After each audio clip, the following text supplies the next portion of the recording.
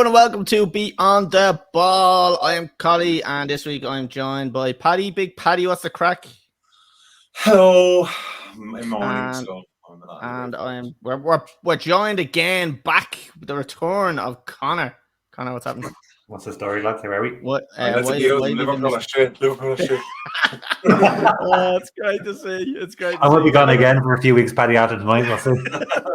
Yeah, we are watching the Liverpool and Ajax game. So if there's any outbursts, that's probably why. Conor, my internet was. Where was I? I was at Brian Cox last week, actually. Oh, I was learning. How was it? You never told me how that was, actually.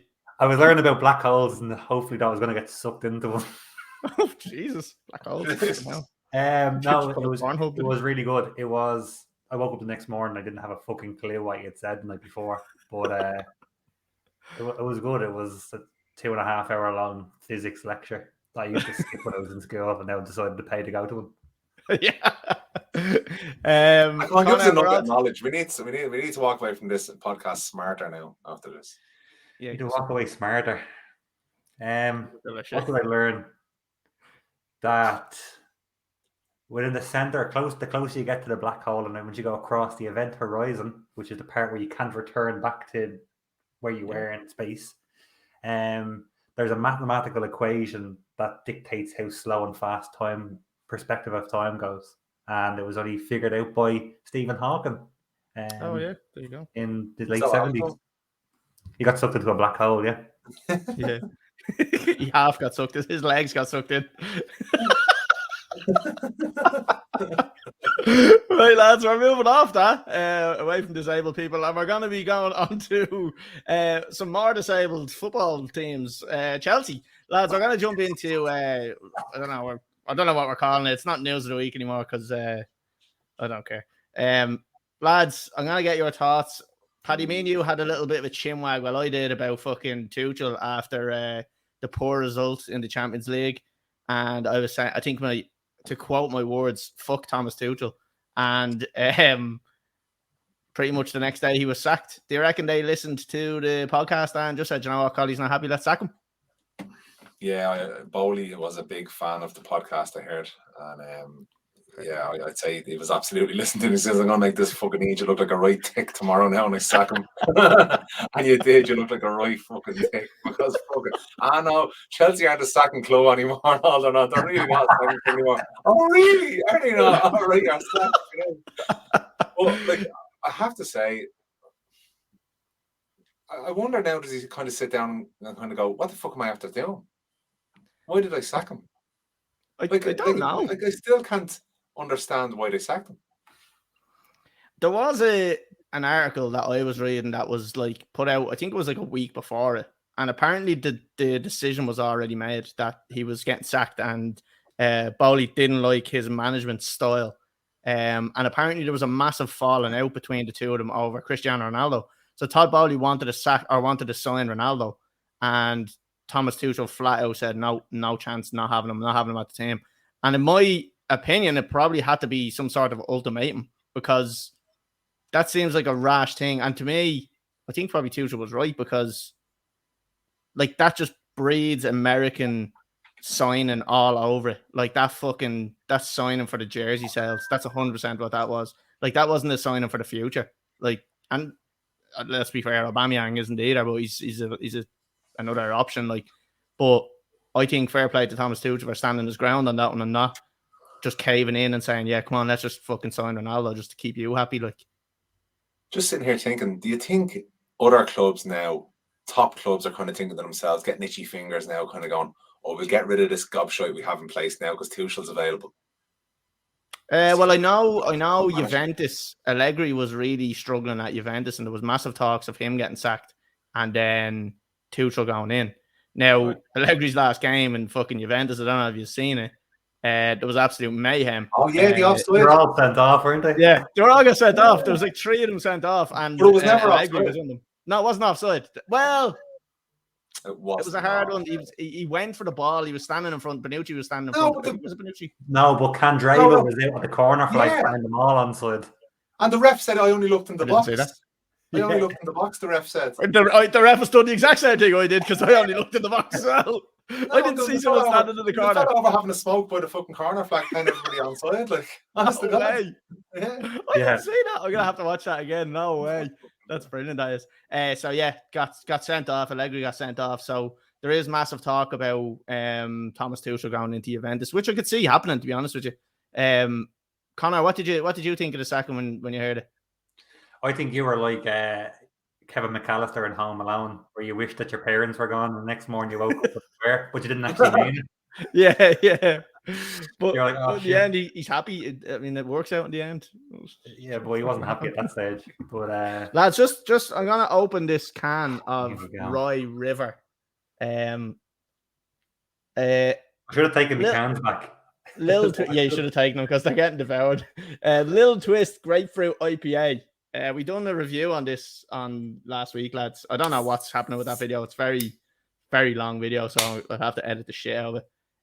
So yeah, Rye River, and I'm gonna take a sip. Will I give it a rating? I think I already gave it a rating. You kind of already did. Well, I'm not giving it a rating. No, I'm not giving it a rating. Not giving it a rating because if it's different at this time, so yeah, it tasted a lot nicer the other time.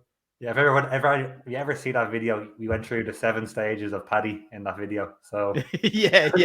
Up into loads of segments. Yeah, exactly. Yeah. So now that lads, I will be getting that video sorted. We did show Conor. You obviously went here last week to be the chase video last week, and it was very funny. So yeah, I'll try get them videos sorted for next week, and then I'll get the beer review. I'll get that one probably put up onto YouTube because it's a 30-minute video, I think. Looking at it. Yeah, so it's yeah.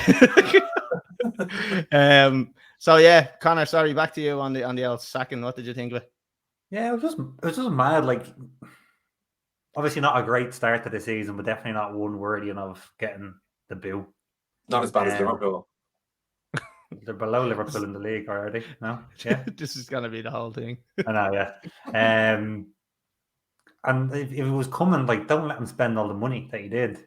That's the thing. I know he wants to go down the road. He's obviously read a book somewhere, and he's like, I want a director of football who makes all the decisions, and then a head coach, not a manager. For the record, Chelsea are 6th in Liverpool. So outside of Germany, that model hasn't really worked before. So I can't see it really being a thing where you get a good manager in. Is Graham Potter going to sit there and just coach players as opposed to have no say over the club? He might just be a yes man. Like he might be. We don't know because he's not been in that position before. But I don't think he's not going to be able to replicate the success he had at Brighton by being a yes man because that's not what he was there.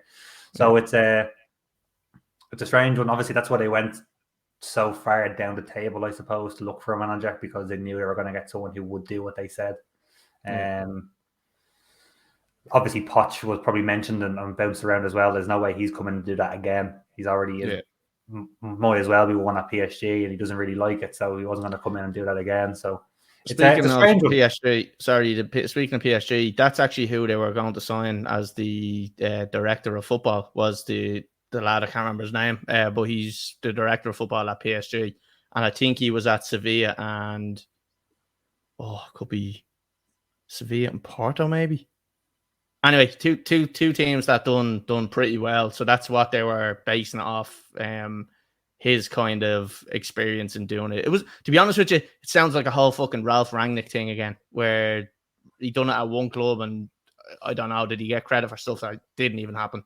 And he wasn't even the responsible person for it. I don't know. Yeah. But yeah, it's such. I woke up. I actually thought it was a wind up. Someone texted me on Instagram, and I looked at the phone, and I was like, someone said to me, Tuchel under pressure now. It was actually on the podcast. Someone said Tuchel under pressure, and I was like, no. So I think I posted it up on Instagram, and then literally about 10 minutes later, I got a message. Didn't last long or something, and I looked at it, and I was like, what the fuck's that on about? And then I got a text, I think it was from my brother, and he goes, Tuchel sacked. I was like, oh, that can't, like, there's no way the two of them were after like scheming together, like, because like I'm a person now that believes nothing that anybody says to me because I created that. Whose fault is that? I know, yeah, no. I was talking to me and Chris were playing the Xbox last night, and I said something to him, And he didn't believe me, and it was 100% true. And I was like, look, I've created this reputation, and I'm gonna just own it. Yeah. So you live in it. It's on me. Yeah, it's on me. That's me now. That's no one's gonna believe me. I'm not gonna believe anybody. But yeah, I thought it was a fucking wind up. I couldn't believe it, and I was absolutely shocked by it. The appointment of Graham Potter, I just don't know what to make. But I seen him his interview. He had a good interview with Chelsea, like Chelsea TV. Look, I don't know. I don't really know what to make. He's done a really good job at Brighton, but he's never really been in the position of managing these type of players with these type of egos and at that level. So it's hard for me to go, he's going to be brilliant. He's going to do everything that fucking he's doing at Brighton because he's got better players. I don't know whether that's going to happen or not. I'd be more worried around if the manager doesn't have that say, and that's the reason why Tuchel has got sacked. What's these marquee signings that are, as you said, just for jersey sales? You have a 40-year-old Cristiano Ronaldo joining because he'll sell loads of Chelsea jerseys. Yeah. Or whoever else. You have Lewandowski in 3 years' time joining because it's a good name to have. Yeah. It's obviously not the best way forward for the club on a longer basis, or for Chelsea to get back to where they probably want to be, which was Chelsea 10 years ago. Yeah. And then the other thing then is there's talk of this like education that he has where he has a master's in managing football. Like I didn't even know that was a fucking thing. Like what is that like? Master's in behavioural therapy or something like that. It's about psychology or something like that. I was listening to him in an interview. It's so strange. I had no idea it was anything related to football. He's a good cook.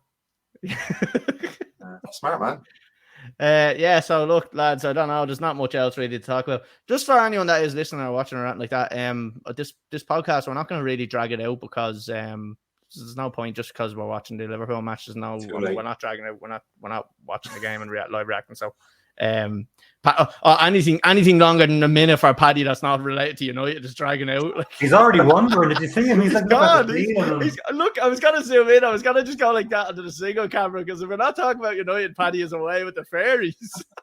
I'm not. I got a new phone and I'm logged into all the social media shit. Oh yeah, we got all the ridiculous fucking text messages and emojis. My dad with a new phone. I thought his kid was after getting a hold of the phone because we're getting all these random messages that mean nothing, and he's like, haha, I called you an idiot in Dutch. I'm like, okay. I was like, I had no idea. You got to explain it. Translate rocks. That's fucking ridiculous. Paddy, we're going to jump on to something that might make you a little bit more happy. The Queen's Dead. I know. Liverpool struggling. So, Paddy, what I want to ask you before we jump to Conor, who is the Liverpool fan, Jurgen Klopp, how many games more does it take for him to actually start becoming under pressure to lose his job? Or do you think he already is? At Christmas time, they're in this, like, it doesn't look like they're going to make top four by the end of the season. I think something will have to be done. And going by to be honest, I can't see him going before the end of the season. I think around Christmas time, they'll still be there or abouts for top four, so they'll give them till the end of the season. Even the owners, I don't think there's that much pressure on them to win the league, to be quite honest with you. I think Liverpool owners just want to get Champions League football. That's all they want. They don't give a shit about winning the league, really. I don't know. Like you're at a team there that's been challenging for the last 2 or 3 years and won it 2 years ago. How can you all of a sudden? I know they lost Mane. It was a massive loss. How can they all of a sudden just go, okay, we'll accept not winning the league now?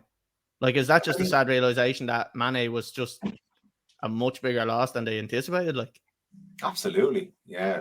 But that again, it's that poor management, because how can you not realize when one of your best players is gone, like how much of an impact it's going to have on the team? Like, even if you buy Darwin Núñez, like even that, looking at that midfield and how tired they look. I know they've a lot of a few injuries and stuff, but it's still a very old midfield in terms of the. Whoa. Sorry. Well, one thing, sorry, just jump in there, because you're kind of saying about like Mane being one of the main reasons as well, and Klopp not being under pressure. But when you think about it, right, the last couple of games, like Virgil van Dijk has looked a little bit ropey, Trent Alexander-Arnold has looked a little bit ropey. So now all of a sudden there's these cracks shown in other parts of the team, not just attacking. Like when you look at their attacking, you still have Salah, you still have Diaz, Firmino in the last game. looked fucking lethal. So like we're starting to see cracks in other areas where they weren't necessarily having the cracks before. Like Trent seems to be struggling big time this year.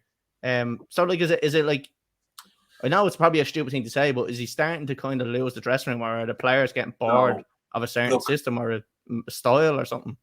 Is it not that the defense is just under a lot more pressure this season than they have been in previous seasons because the attack has been so good and their press has been so good? So maybe it's their press just isn't as good as it has been in previous seasons, and now the pressure is really on them, and they're letting in a few goals, but the strikers aren't doing the job they're supposed to be to counteract that. There has been some glaringly obvious mistakes, all right, and Trent, I think we're seeing now defensively is not good enough for a championship winning team defensively. And would you say that has shown that they're not as good players as you would have thought initially, or do you think that it's just that the team aren't just doing as well? Virgil van Dijk, he's a good defender, but for to be put in the class of Vidic, Terry, all them, like he's done nothing in the league to really company. Even, he's once with an asterisk. Once, yeah, with an asterisk. Yeah. There's a goal. Oh, Mo Salah. See, just as we talk about them, like poor defensively, they score. That's why that just we've got 3 goals to catch up on from last week. Come on. that just like proves my point there that going forward they're still a massive threat, and they should be still winning all these games. But defensively, we're starting to see cracks. Can I come to you because obviously they just have to score on there? What is your initial thought? We haven't heard you talk about Liverpool in the last 3 or 4 weeks because obviously you've been away. But they have really been struggling over the last... next week, the week after, the week after that. Depending on what it's like at the end of this game, we might not see you next week. So we'll get your opinion while we have you. So what's your thoughts on Liverpool over the last kind of couple of weeks? I think Paddy's spot on. Is the defense been good enough now? But are they able to play the same style of football they've played for the last 3 seasons? They're not either. They haven't got the press, and it seems like that Mane was the trigger for the press. And it does seem like he was the one who went, and then everyone else followed in. Midfield push up, defense pushed up, and that was the shape they were in. They never let. And again, I'm going back to, I think it was Jamie Carragher said it at the Napoli game last week, and he was spot on, was that Liverpool never let midfielders get their head up to pick a pass past the 2 centre halves. Now, they showed it for 2 of Napoli's goals. Midfielders were able to get their head up, play a pass past the back 4. And then they're in that awkward position of, do we play that? Do we step up like we have done for 3 years and we're really successful with it? Or do we track the runners? They got caught in 2 minds. So it is going to be, and that comes down to management. That comes down to the coaching side of things as well, to realise that if we're not getting the same level of press higher up the pitch, we have to start tracking runners instead of trying to step up, because midfielders are too good to pick out that ball in that gap between the goalkeeper, who's a pretty good sweeper at the same time. Yeah. But when you're playing on the halfway line, there's 40 yards from the cover. Yeah. So yeah, does it come from losing Mane 100%? If he's your trigger man for the press and you don't have someone to fill that role. Here's a go. The cross. Offside, I think. It looked offside. Who comes in and fills that gap? It doesn't look like Salah wants to lead from the front. It doesn't look like Diaz does look like he will, but it doesn't seem like anyone's going with him.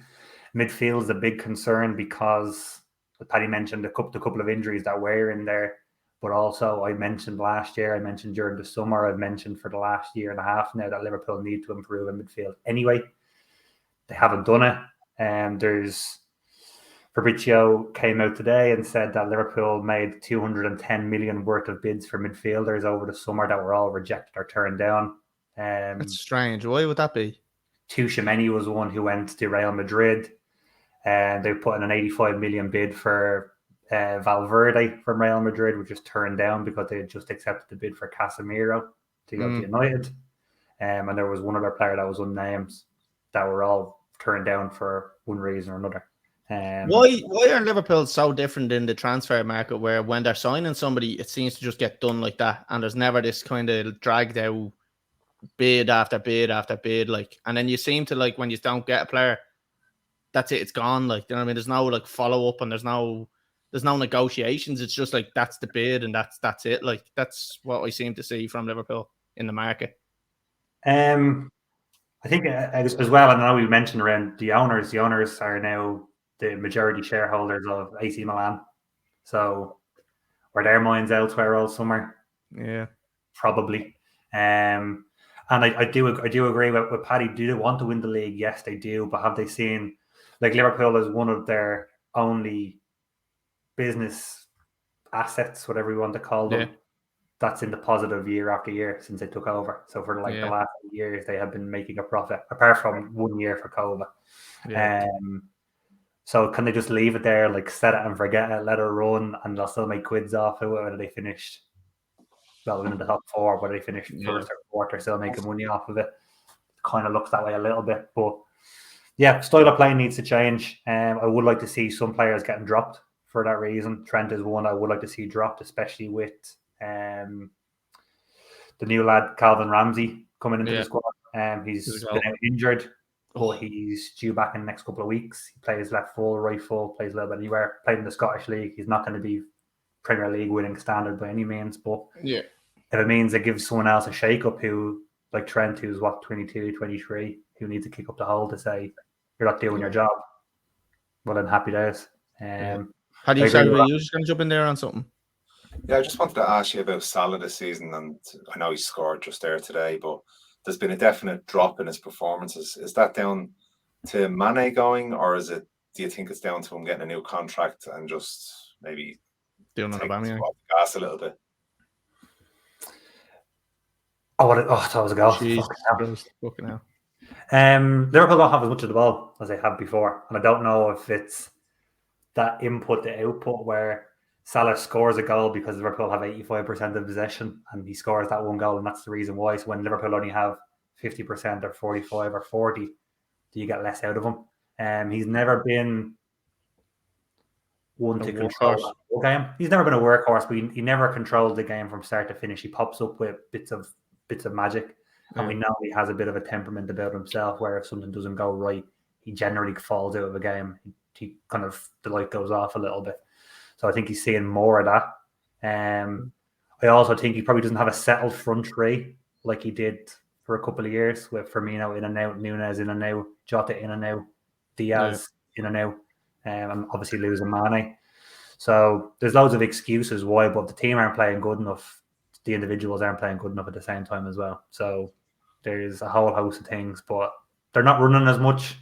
They're running less. I think the team is running 4 kilometers less on average than they were previous seasons. Jesus. They have less ball, so they should be probably running more.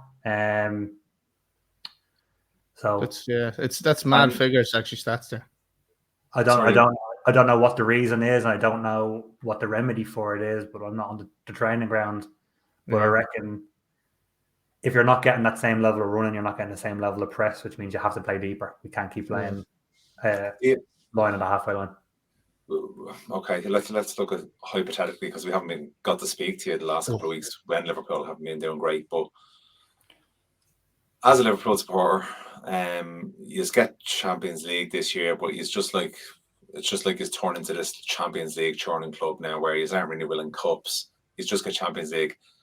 Would you be happy keeping Klopp, or would you like to see a change, a bit more ambition? Do you think Klopp is the problem? The team is the problem? Where do you see the issue now for Liverpool, and how long would you give before there would be a change? There's definitely a transition going on, and I get, like we mentioned, like those good sides, you only get probably 3 or 4 years out of them, and then you have to change. It doesn't look like they're in a great position of making that change at the moment. As I said, there's a little bit of young blood. Harvey Elliott has played well. Again, I don't think he's up to scratch at the moment. But Salah into his 30s, obviously a new contract goal. Firmino into his 30s. Van Dijk into his 30s. Henderson into his 30s. Where is that 24-year-old? Like, so Anthony, right?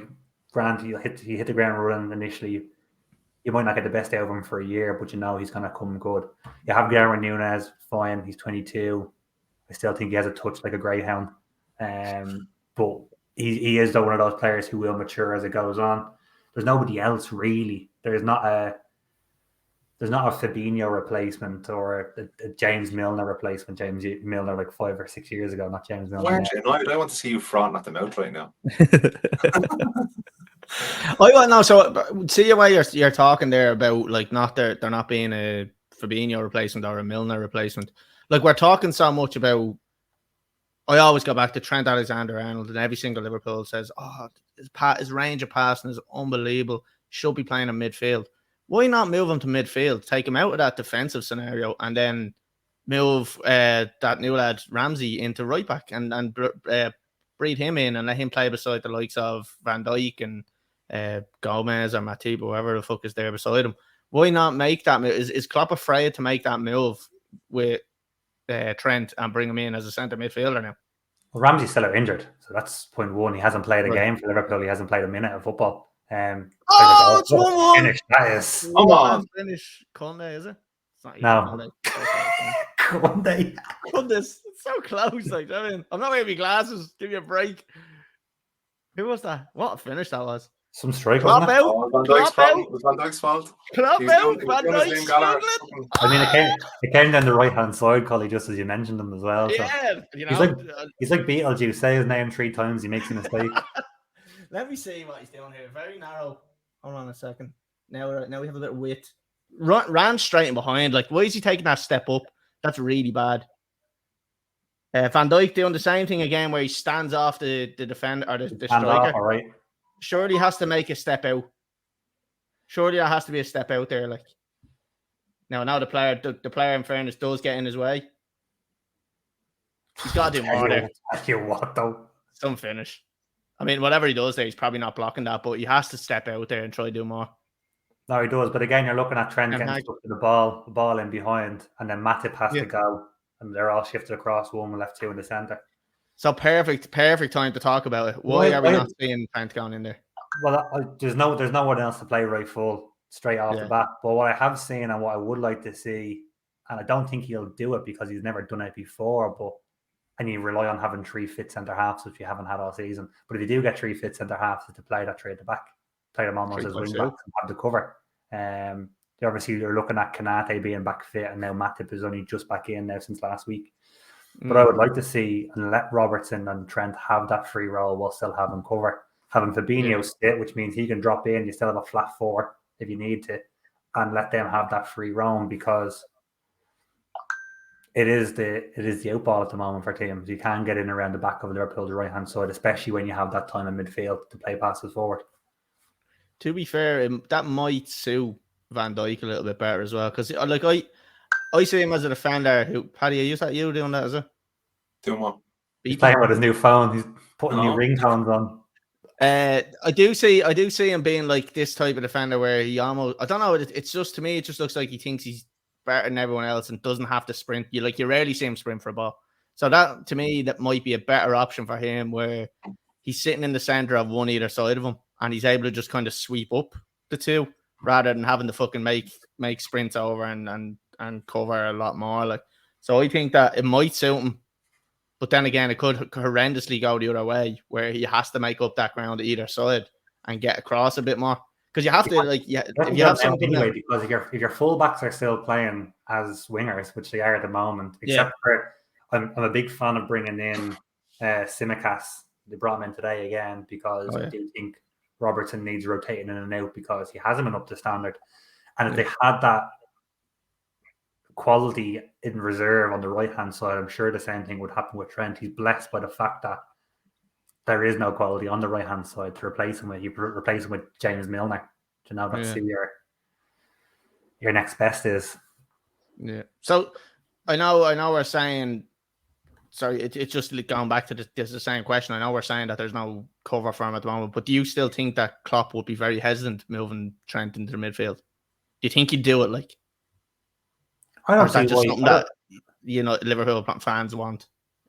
I don't see why he wouldn't. The only thing that would go against it would be Klopp has always played like a 4-3-3 or some version of it, 4-3-2-1, whatever you want to call it. So he's never played with a wide midfielder. He's always played with wingers.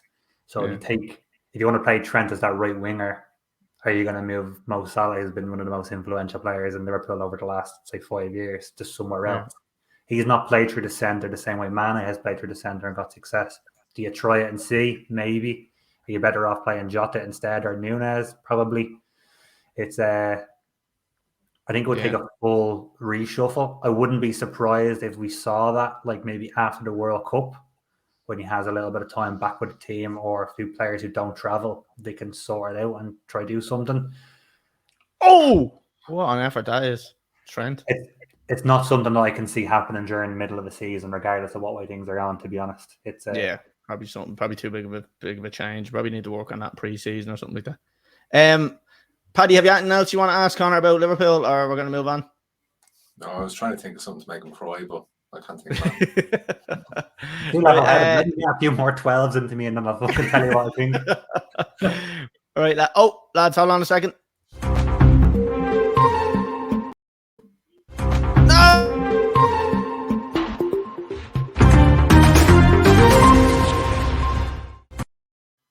I can't believe I stopped that. I clicked the right one. I thought I was after clicking the wrong one. I stopped it. Lads, the Queen's dead. What? She's dead. Freddie Mercury again? No, look, the Queen has died, lads. Let's be honest with you, I don't really care, but that's not what your Instagram post said, you fucking two-faced bastard. Look, there's a lot of English followers on the page. I'll show me respect, so I won't say anything disrespectful or anything like that. I don't care, to be honest, but it doesn't affect me. But I can't say a little bit disrespectful now. No, like it doesn't affect me in my life, so I don't really give a shit. But I do like acknowledge the fact that it was a piece. She's a piece of history. Do you know what I mean? Like she's the longest reigning monarch ever. So I didn't know what I was going to say either. No, so look, I got a few messages saying, "What the fuck you like posting that shit for?" Like, well, look, I don't care. I'll be respectful to everyone. I explained to everybody that we do have a lot of English followers, so I'll be respectful to everybody. So, the one thing that she has fucked us over on is the fucking fixtures getting cancelled. Lads, what are we thinking? Paddy, what's your thoughts on fixtures getting cancelled? All of them last week and the majority of them this week, especially Chelsea and Liverpool. I was disappointed last weekend, but I was like, okay, well, I understand as a mark of respect, fair enough. But even, I think Peter Crouch put out a good tweet there saying, would it not be better to have a minute of applause, everyone wearing black armbands, playing God Save the Queen at every stadium, you know, as a mark of respect? Would that not be a better showing than just shutting everything down?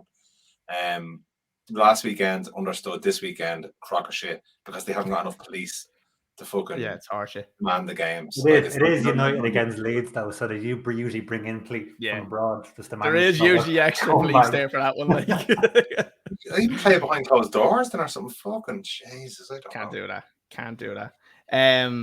But Conor, you were going through the list of the games that were cancelled, and it made no sense because who did we say is still playing? Yeah, so Brighton and so obviously United and Leeds is off because they're both scummers and they need loads of police at it. Yeah, Chelsea, Liverpool is off because Liverpool are scummers, plus it's in London.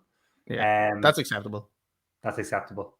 Brighton against Palace is off. It's being played in Brighton. Now I know Brighton is close to London. It's only like an hour away. So maybe because they're drafting into London. Probably. Brentford Arsenal is on. Brentford is in London. Yeah. That's on Sunday afternoon. That's a London derby. It's obviously not much of a derby, but it still is two London sides. And that's going ahead, which is weird. Doesn't make sense. They're obviously not expecting any trouble at that, but it's just so mad. It's just absolutely, it's ridiculous. Like I could understand it last week. I think the whole thing about Brighton and Palace. I don't know. That's why I'm confused. Like, is that a hot fixture for the limbs? Like, or what's the story? No, you have to draft in our English followers there and ask them that one. The one thing that Paddy, you were saying there about them was a Peter Crouch or something that said, why not do that? Apparently there was a massive thing that they didn't think that people would respect the moment silence and stuff, as we saw in well, look, it wasn't a moment silence, but the Shamrock Rovers games with all the Rovers fans shouting Lizzie's in a box. There was obviously some sort of fear that hang on, I just want to cut in here. That goalkeeper is about 400 years of age. He looks like Jimmy Bullard. He looks like Jimmy Bullard, doesn't he, with the grey hair and long grey hair? What the fuck? He's about 80. Fair play to him. Anyway, Rovers fans singing Lizzie's in a Box. Apparently, it's gone worldwide, and people have seen it in England as well, and we're outraged by it. Then we saw a video of, I think it was the Cork City fans then singing it as well. So if you give Irish people an inch, they'll take a mile with that type of stuff. Like so, in my opinion, this week definitely fixtures shouldn't have been. I can understand it's one of the highest profiled funerals we're ever going to see in our lifetime, probably. But your one will be bigger, Collie. Don't worry. No, I know it will. All the followers of the page will be all showing up. You know, like everybody will just. I don't know how the country will even function when I die. All the viewers of the page will show up. It'll be just your dad. Yeah, exactly. Yeah, he's going to be busy next year. Yeah, exactly. Yeah. So yeah, look, lads, I don't know what else to kind of add to it. Conor, what do you think of the cancellation part of it? It's just like obviously they'll have enough police, right? I kind of get it. Does she need to be doing stuff at the weekend? Can you not just do stuff with her during the week? Like no, she's not. If it was the funeral was on the Saturday or Sunday, fair enough. The funeral itself is going to be a big event where anything could happen during it. That's not till Monday. Why did they want on the Friday or the Saturday and Sunday? Yeah, I don't know. It's like pre-drinks or something. It's like they're having pre-drinks for the Queen's funeral. Like, and again, if the Chelsea game being called off, Liverpool being called off, it's in London. Like, surely they can rustle up enough coppers together for United, Leeds, whatever. Yeah. 3.5, 4 hours away. Do you know? I mean, there's loads of them. I just don't comprehend that. Games in London, right? Maybe, but like that's bizarre. But like the games in London, if you're gonna be consistent, and call off Brentford and Arsenal as well. Well, like how is that one going ahead? It just doesn't make any sense the way they're doing it. I'd love to see their little map on like fucking the structure of why certain games are being called off and why certain games aren't being called off. We know how tight this year is with the World Cup. Yeah, like already, we are going to get these games are going to get added back in somewhere. I can already picture Jurgen Klopp complaining about the number of games. I can see it already happening at Christmas time. Like this is going to make it worse. He's literally going to be blaming the Queen dying because of it. That way. Another classic Klopp excuse: the Queen's death. Add it to the list. Add it to the pitch was very dry. It's up there. Yeah, I love it. Lads, I don't know. Is there anything else we need to cover on the Queen dying other than nothing? I don't know. Even the golf lost today. Yeah. Shane Lowry won that, but as we obviously we talked about Liverpool winning the league with Kova and they're an asterisk. He won the BMW Championship with an asterisk because he only played 54 holes. Yeah, exactly. It doesn't count. I know. We know Shane's a big fan of the page here, so Shane, hold on. Right, lads, we're gonna move off the Queen dying because that's slightly depressing. Lads, we're gonna look. We're at something we haven't really looked at this season, and it's not actually our own teams this week because all the games are off. So we're gonna look at the Premier League predictions.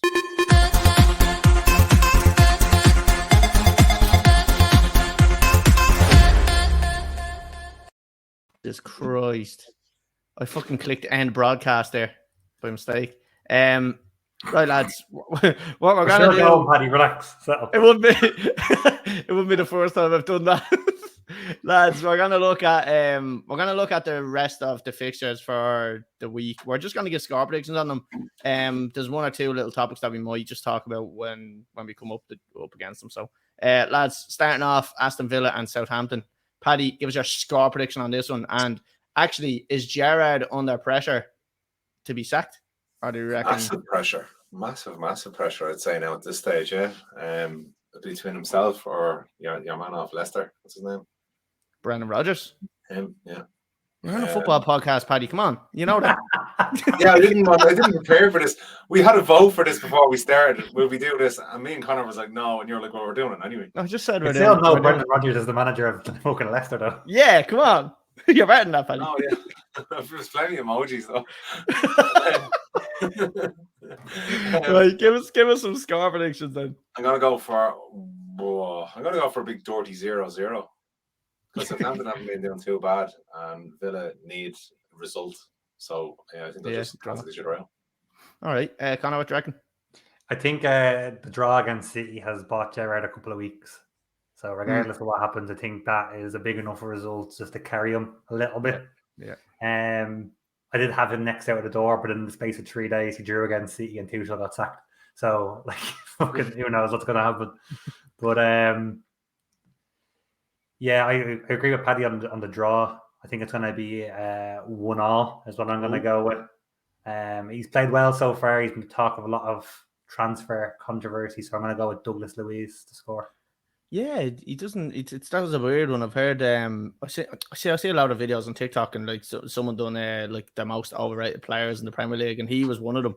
And he was like, he couldn't believe that like a chance for him to go to Arsenal was even happening, and it was refused. So it was, yeah, I can see that. I think I actually do agree with you. I think 1-1 myself, and I think I'm gonna go with Ollie Watkins to score, because big Ollie up front needs a volley. Right, we're gonna move on. Next one is Forest and Fulham, lads. A great game, 2 promoted teams. Connor, what you reckon? Straight in 2-1 Fulham. Big boy up front again, gonna score. Big Alexander Mitrovic. Nice. And Paddy? I'm going to go for a Forest win, 1-0, and Jay Lings to score. Interesting. I was going to do that, but I didn't know what it was. That's one. Oh, yeah, okay. Stephen Hawkins. Oh, here's a goal. Oh, good save. 70-year-old saved it. Just hit that. Lads, I have to disagree with Boches. I don't know what score Paddy said. I said Forest win. Okay, I'm going 1-0. One of us is going to be right. I'm going to go with Mitrovic to score as well, because he's been quality.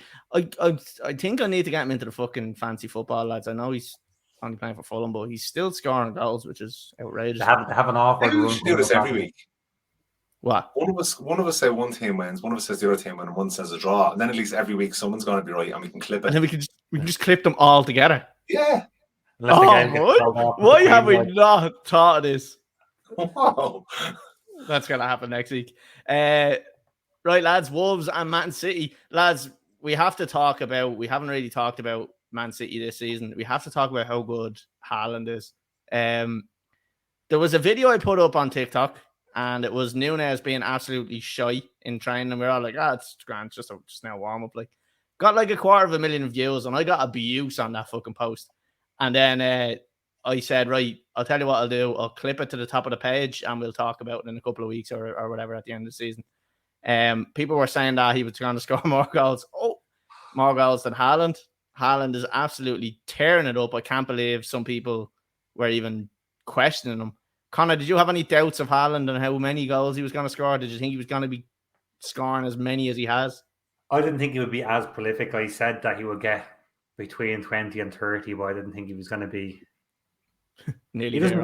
He still doesn't suit City. He still makes runs. He gets upset when he doesn't get the ball because he runs the channel, and Pep's teams don't play into the channel. So it's still bizarre, and you wonder how many goals he would get if City just started trying to turn teams a little bit more, put the ball in behind. De Bruyne seems to be looking for that though a little bit more than usual. De Bruyne's trying to play those diags in between the fullback and the centre half now that he never would have before. So they are maybe adapting to him, but I know he had the thing about Phil Foden. I don't know if you saw that where he did the post-match interview. Was it Phil Foden? And he goes, Phil Foden, it's Phil Foden. Yeah, because obviously he doesn't think he's getting enough of it. Most of his goals coming within 6 yards. That's what he does. He's just there. He's always there. He's in the right spot, isn't he? There. That's what you want from a goal scorer. You don't want him to score 70-yard volleys. You want him just there poking the ball home. So now I'm very impressed with him. Again, are they getting everything they can out of him? I don't know, but they're getting enough out of him to be challenging anyway. So who cares? Yeah, it is scary. Paddy, what do you think of Haaland? What do you make of him? What could have been, huh? I know, yeah. Oh, Jesus. Yeah, well, an absolute machine. I think he's going to score the most goals ever in the Premier League history, probably Champions League history. He's a different beast. He really is. Do you think that's like, is it down to the team that he's in? Like, because like you look at the likes of, say, Ronaldo and the teams that he was in, they were good. But like, is this Man City team better than that? Let's say that Barcelona team where Samuel Eto'o was in it up top, or where fucking Ibrahimovic was in it with Xavi and Iniesta. Like, how was he able to score so much more than they were? He's a poacher. That's all he is. He's a poacher. Yeah. Obviously, Ronaldo played out wide a lot of the time as well. He scored a lot of individual goals. Haaland gets 3 chances, score 3 goals. That's all he does. He just puts the ball in the net for fun. And that's the extent of him. I don't think you can rely on Haaland to do some of the things that Ronaldo would have been a leader in the dressing room, demands more out of people. I don't be surprised. Yeah. I think you'd be surprised by him. Like, he just looks like, to me, as a fella who has a job. He just does his job, and his job is to put the ball in the net as many times as he can, and he's not bad at it. You know, he's not bad. I'd say he eats and breathes being a striker. I'd say he pushes the whole team to feed him the ball. I'd say he's one of he has the same mentality as Ronaldo. I can see he's not getting the ball, Paddy, which means he doesn't get upset about it, which means I don't think he has that same. He laughs it off like. Still young. I know he's still young and he couldn't develop into that. But what I've said is that he doesn't have that now, and that's the reason. All he does is put the ball in the net. He doesn't throw strops. He doesn't. You get more annoyed about Haaland than you are about Liverpool, for fuck's sake. That's because you're not playing with your ringtones now. You're actually talking.